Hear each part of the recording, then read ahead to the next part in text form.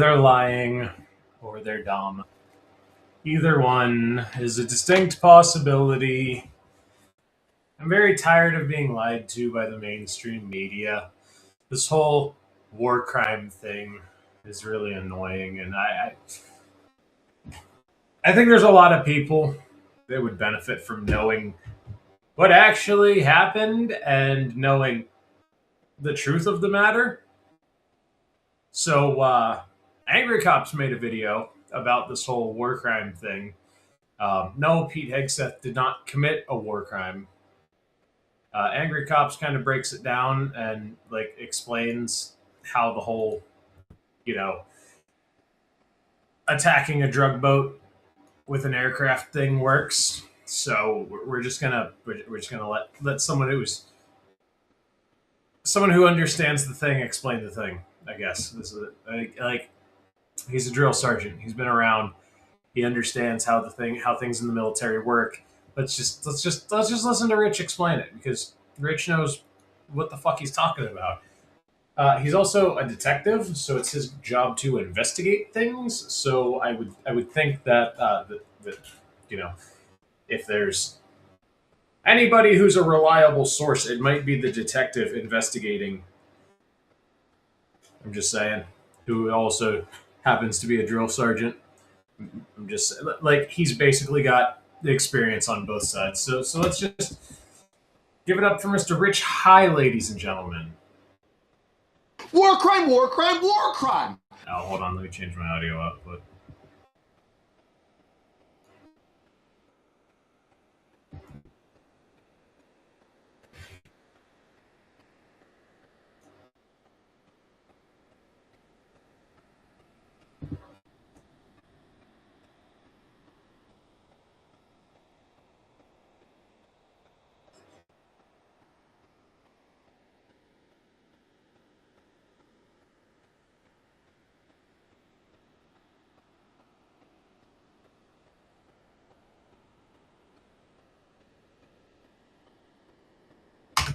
So the general premise is these two dudes got either jumped off the boat or got blown off the boat, and then they climbed back on the boat. Second missile struck the boat, and they're saying that that's a war crime because once they climbed back on the boat, they were no longer a threat. No.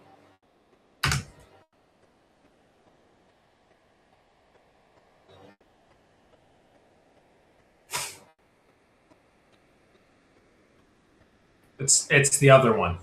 It's the second. Option number 2.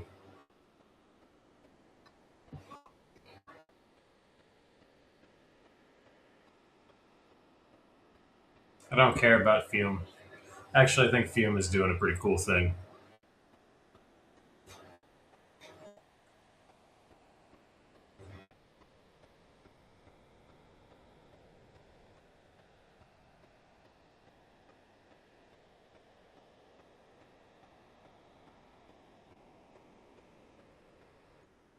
To be fair, I don't know how to say it right either. But yeah, basically, long story short, Trend Arab was sending drugs through Venezuela. Trump said no more. Trump started blowing up drug boats. That's it.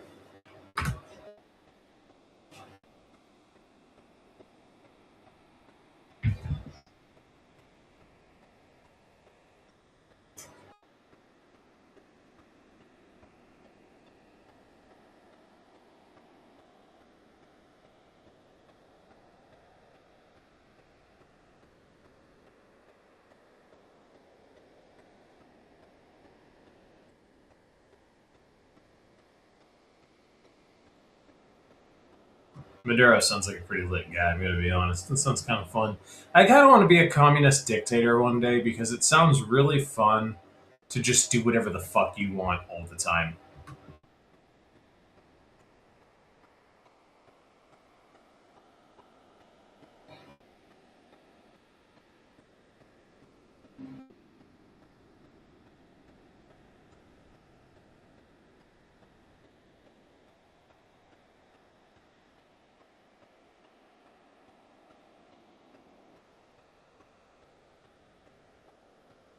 Yeah, so if you don't remember, I covered that a while ago where the Trend Aragua gang members were basically they were taking over apartment complexes, basically kicking people out, where they were taking apartment complexes that had very few people in them, and they were basically using them as um, stash spots, and they were hanging out in them, stashing drugs and whatnot, and selling drugs, guns, the typical things that criminal enterprises do.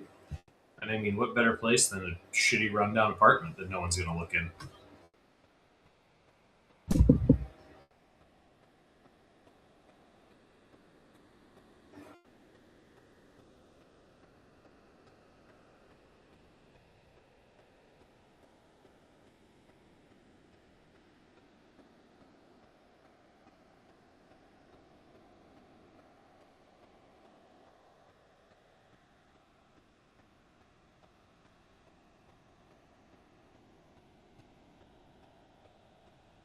Yeah, no, that's a divisive issue. You're wrong. Both sides can't agree on that. Both sides can't agree on anything. They cannot agree that the sky is blue at this point. Like the left would defend their right to come here and fucking do crimes out of apartment buildings.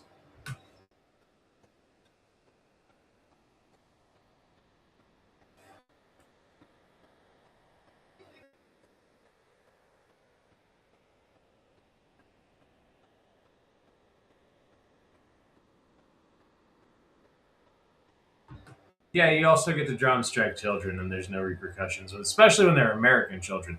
Just putting that out there.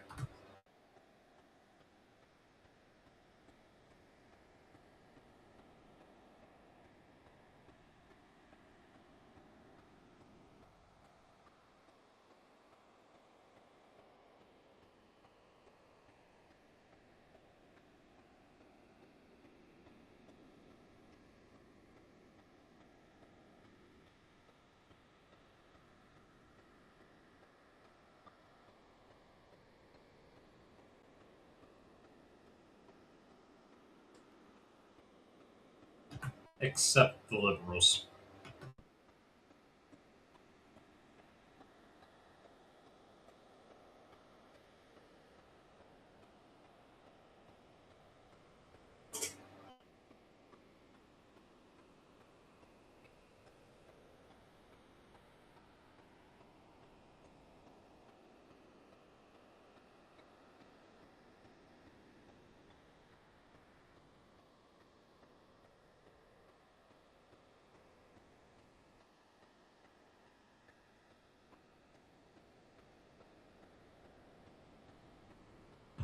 To be fair, Guns and Drugs do sound like a really fun time. I'm just saying, Guns N' Roses kind of a lame band. Guns and Drugs would be a way cooler band.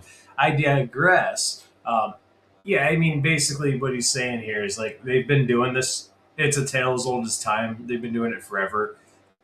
They sell drugs. They use the drug money to buy guns to either show of force, hey, we have guns, don't fuck with us, or to physically get into fights with the competition and say, hey, we're going to do what we want here. It's a tale as old as time. It gets told over and over and over again.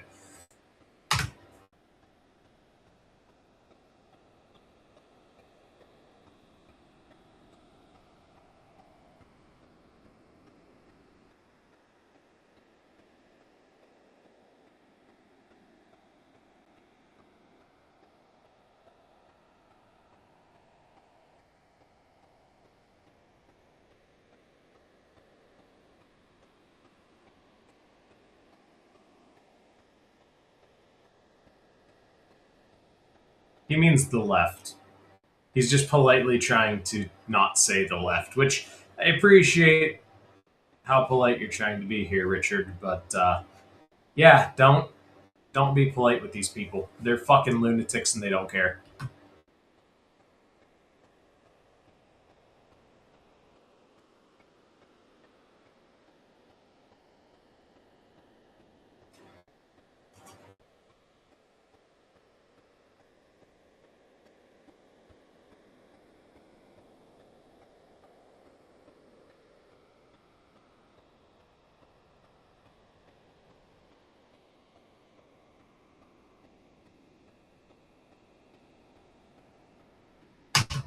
Yeah, the people on the boat might not have posed a threat, but the boat itself posed a threat. So, I mean, the boat's still a solid, valuable. The boat's still a solid, valid target. So, I mean,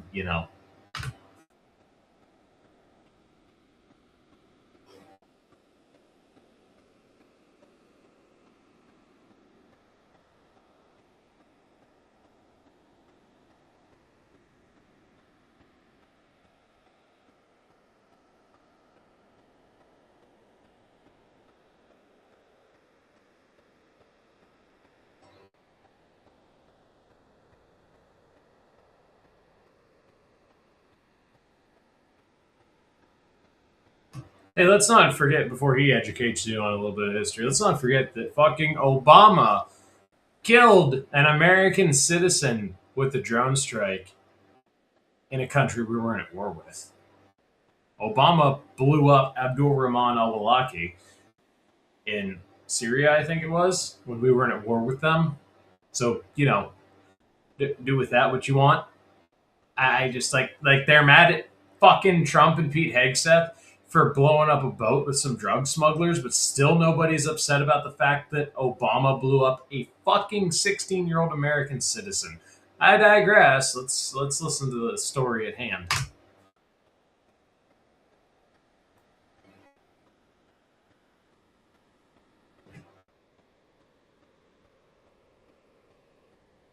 And then go through saying the same thing.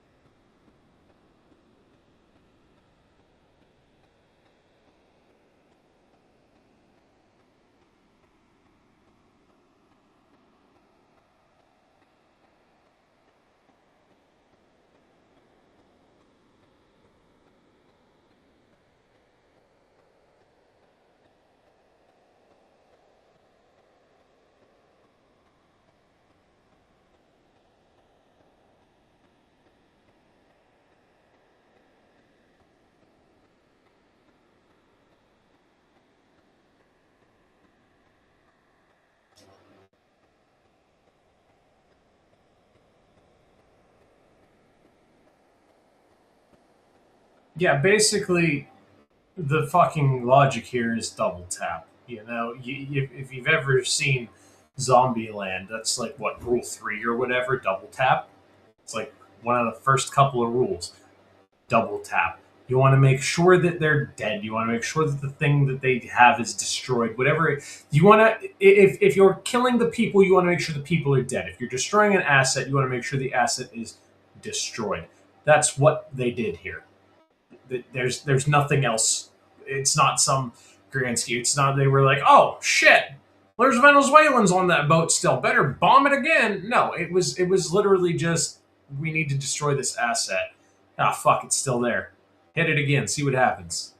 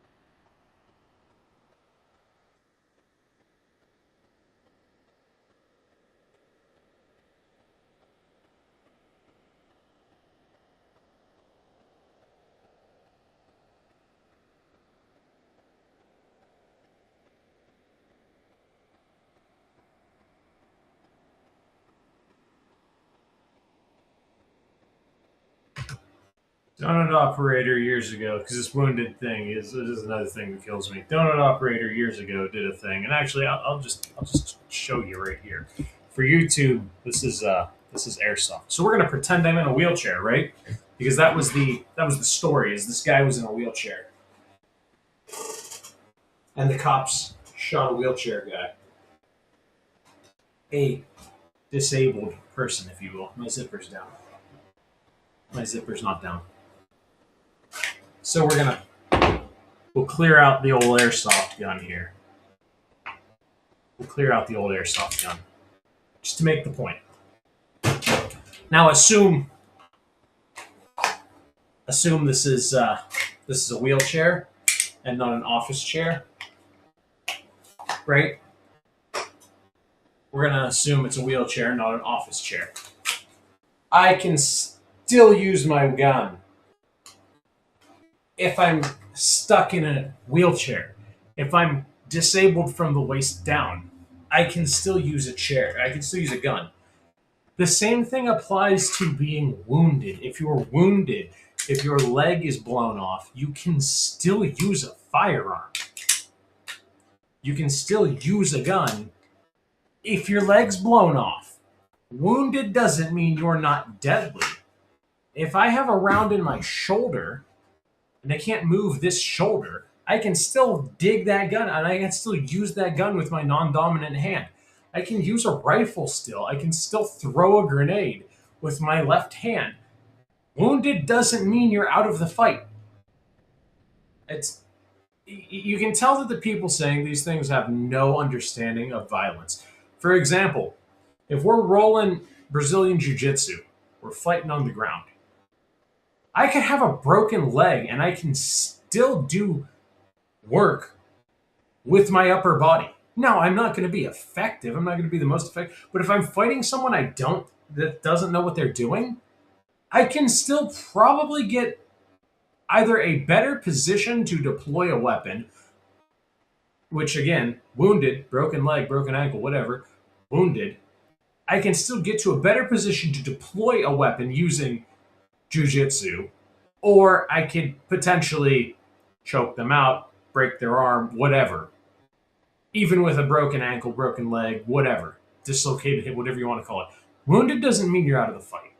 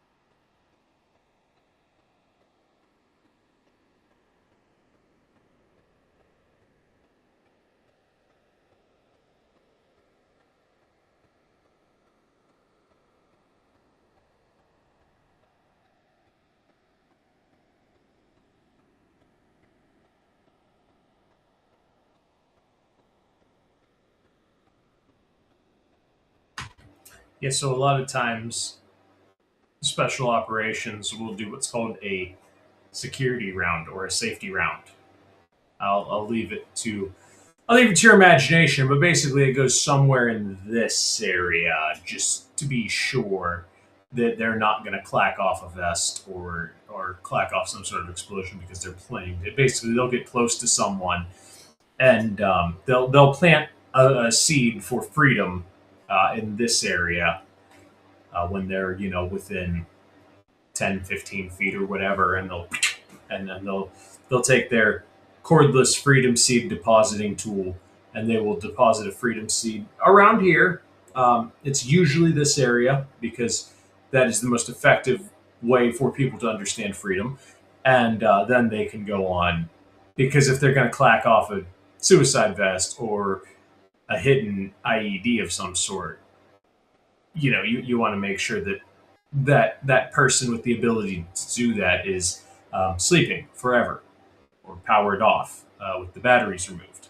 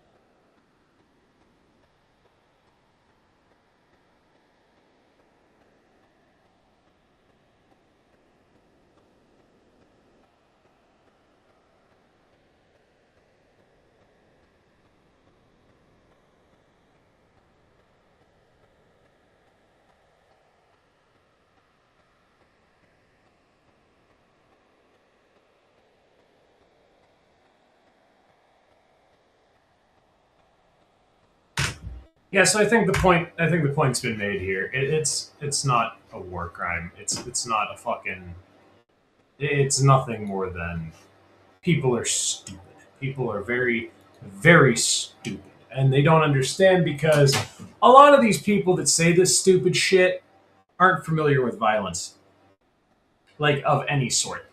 Like they've never been in a fist fight, they've never been punched in the face, they've never been nothing. They're not familiar with any sort of violence. I've been fucking punched in the face many times. I've been in a lot of fist fights. I've fucking done jujitsu for, I don't know, I think I did it for like 6 months, and then I fucking didn't have the money to keep going because the shit's kind of expensive. I've been training on guns for a long time. Like, I just like, I just really think like these people don't understand violence, and they don't like. All you have to do to understand some of these people is just like listen to a couple fucking episodes of Sean Ryan's podcast and just hear these guys tell their stories, and just listen to like, John Lovell talks about clearing rooms, and he's a saw gunner, and he opens a door, and the guy behind the door fucking rode the recoil up the wall, and John like lays into this guy with the saw and fucking stitches him up from the chest to the head with a 3-round burst. And it's like, yeah, that's violence. That's very intimate violence. Like, that's violence that even someone like me doesn't understand. I've been in a fist fight, or a few fist fights. I've done, some MMA sparring. I've done some with my nephews. We would, just kind of whatever. We're fighting. We're fighting. I mean, we gloved up and whatnot, but I would call it MMA style. I mean, we had some people that were a little bit better at boxing, some people that were a little better on the ground. We were just kind of like doing shit, and then when someone did something really cool or really effective, we would be like, "Hey, what did you do there? Teach us, teach the rest of us that," because we all want to know what that was, and we all want to know how to do it. My nephew Truffles would teach us cool shit all the time. He'd be like, and he was one of them people that could take the fight to the ground when he wanted to take the fight to the ground. Like, if odds are you're not taking him down, he had a really good defensive. He was really good at defending against being taken to the ground. Whereas my other nephew John really couldn't. There were some takedowns that John was good at stopping and planning himself, but a lot of times a hip toss, John was never ready for the hip toss. And so I would go in for the hip toss and take John to the ground. And because John was a little bit better standing up than I was, so I would want to take John to the ground because I was a little bit better on the ground than John. So I wanted to get John down where I'm strong. Whereas with Truffles, you don't want to fight Truffles on the ground because he's a fucking really good fucking wrestler. And I mean, fighting him standing up, you're basically just buying yourself time because he's a really good boxer. I mean, he's been fighting for a long time, though. I mean, so he's kind of got both sides pretty well covered, and he's pretty intimate with violence. Someone like him would like, if you ask him, do you punch someone in the face once, or do you punch them in the face until they stop coming at you? He's going to tell you, you keep hitting them until they stop. They're either going to go to sleep or they're going to give up. You're either going to hit them until they're asleep or until they give up. Those are your options. When you get into a fist fight, and this is something that I had to learn because my dad always taught me, you fight like a gentleman. My brother always taught me, you fight to win. Fuck fighting like a gentleman. That shit's going to get you killed. And it took me a long time to understand fighting to win. I would usually, when I got into a fight, when the fight went to the ground, okay, that's it. It's done. We fought like gentlemen. Someone ended up on the ground. We're done. As I got older, though, I was like, yeah, I kind of like being down here, actually. Like, I've got a lot more control down here, to the point where we could go to the ground. To the point where I started doing jujitsu, and now I'm like, yeah, I kind of like this fighting on the ground thing. I would kind of rather fight you here. Because, I can choke you out and I don't have to break my hands. I don't have to fuck my hands all up. I can just put you to sleep. Like, I can still hit you if I want to, but a lot of people aren't that comfortable on the ground. A lot of people think they're comfortable on the ground, so they're willing to go to the ground. But the only reason they're willing to go to the ground is because they think they're going to ground and pound you. And as soon as you go to the ground and you have some ground game, that doesn't work out for them because they don't know what the fuck they're doing because they're not intimate with violence. You have to understand intimacy with violence. These people that are sitting here saying, "Oh, this is a war crime. This is illegal. We can't do this." They've never even been punched in the face. Don't listen to people. That's the problem. Like when Obama was president, right? When Obama was president, the rules of engagement were super strict for the military. Why? Because Obama's never been punched in the face. Obama doesn't understand. Trump likes fights. Trump watches fighting. Trump understands sometimes you got to hit that motherfucker 3, 4, 5, 6 times to get them into a position where you have the upper hand, where you are the dominant party. Trump gets that. Obama didn't get that. Wow, I'm just making myself bleed everywhere. I am a mess right now. Obama didn't get that you have to sometimes work somebody over a little bit. Ask any cop how many times they've had to arrest someone and they've had to rough them up a little bit to get them to cooperate. People don't want to be arrested. People don't want to be put in handcuffs, especially drunks. Drunk people hate going into handcuffs. Ask any cop you know, how many times did you have to rough somebody up to get them to go into handcuffs? And I guarantee you, they will tell you a lot. It happened a lot. We've had to punch the shit out of some drunk dudes a few times. Which, I mean, hey, it is what it is. I screwed up my camera when I changed it around. It is what it is. Sometimes you gotta rough up a drunk guy. It is what it is. I don't understand these people. Oh, it's a war crime because they hit the boat twice and there were people on it. There were people on it the first time they hit it. What do you mean? The boat was the target. The fact that they got back on the boat doesn't. It's the same as these idiots that get pulled over and then they pull in their driver and they're like, "Oh, you can't pull me over. I'm in my driveway." Like, yeah, home base, bro. Yeah, that's it. You figured it out. You're a fucking idiot. You're an idiot. That's what it is. Anyway, that's all I got for you. I wanted to talk about it because I keep hearing about it and it's really stupid. And like, these people are just fucking idiots. Like at the end of the day, they're just stupid people. Don't listen to them. That's all I got. See y'all in the next one. I hope you enjoyed.